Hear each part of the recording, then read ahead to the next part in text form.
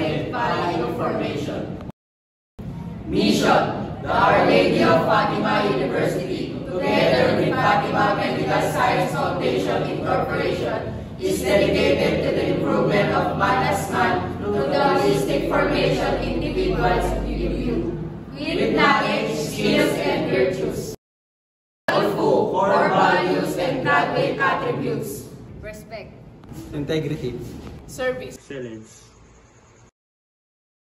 aspire to do his best, credible and compassionate, hardworking and honorable, inspiration to others, efficient, effective, and ethical, visionary, entrepreneurial, employable, and excellent works habit. responsible. Ayos to the top!